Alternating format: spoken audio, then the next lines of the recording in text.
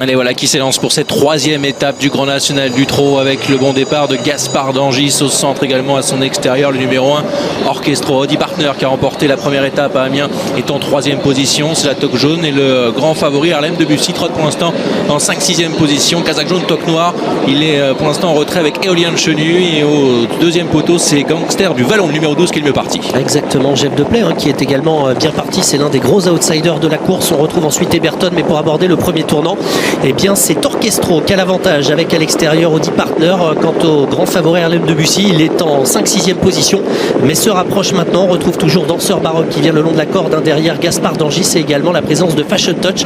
Un début de course assez rythmé. Et Franck Nivard a réussi à avoir le dos d'Orchestro qui est donc au commandement, le numéro 1 dans son sillage. Audi Partner, faute de Gaspard d'Angis.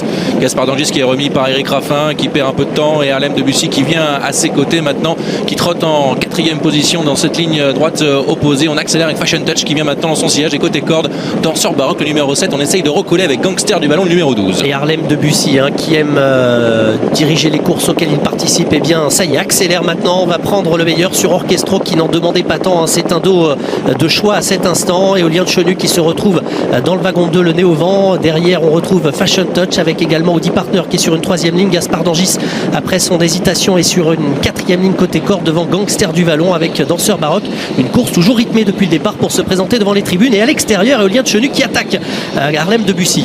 Il fait avancer Harlem Debussy et Éolien Chenu et Pierre-Yves Verva avec en 3e position Orchestro qui s'est décalé maintenant de la corde et qui est revenu en 2e épaisseur. Dans son sillage c'est Fashion Touch avec ensuite Audi Partner qui est côté corde, c'est le 5. À son extérieur le 8 Gaspard d'Angis, dans son dos le 12 Gangster du Vallon, et devant on a Éolien Chenu et Orchestro maintenant qui va revenir en tête. À un tour de l'arrivée, effectivement Orchestro maintenant qui va reprendre l'avantage et qui va laisser a priori de nouveau Harlem Debussy reprendre le meilleur avec Fashion Touch, et ce qui fait qu'Éolien Chenu après son gros effort va se retrouver sur une 3e ligne le long de la corde. Gaspard d'Angis qui s'est décalé de la corde. Audi Partner par contre qui est en dedans sur une 3e ligne. On retrouve ensuite Danseur Baroque avec également Gangster du Vallon. Ça se passe bien, et Epsom Derfray maintenant qui va tenter de progresser en 3e épaisseur. Ouais, c'est lui qui essaye de venir maintenant en 3e épaisseur. Epsom Derfray devant, on a fait des relais et on accélère encore avec Orchestro de concert. Harlem Debussy en 3e position, Fashion Touch et Éolien Chenu qui a du mal à suivre maintenant, qui se retrouve 5e. Gaspard d'Angis qui enclenche, qui est 4e, et à l'extérieur 5e maintenant c'est Gangster du Vallon.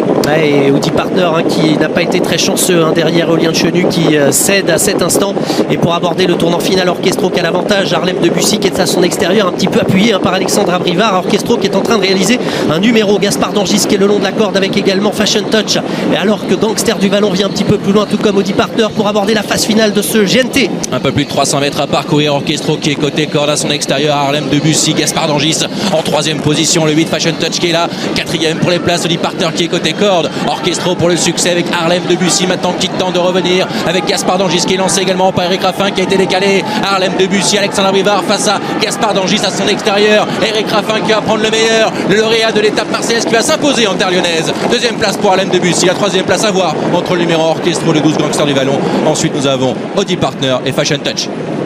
Gaspard d'Angis qui a eu raison tout à la fin d'Harlem Debussy. On va revoir ce ralenti, le passage du poteau. Eric Raffin pour Jean-Michel Baudouin qui devance le favori Harlem Debussy. Il y a eu match dans le tournant final et tout au long de la ligne droite, mais c'est Gaspard d'Angis qui confirme son succès marseillais. Il remporte donc une 2e étape et s'impose ici sur la piste de Paris. La 2e place donc pour le favori Harlem Debussy, le numéro 6. La 3e place arrachée par Gangster du Vallon, le numéro 12, devant Orchestro Las.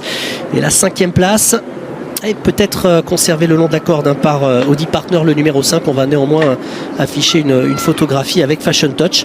Les favoris, Sébastien, on répond.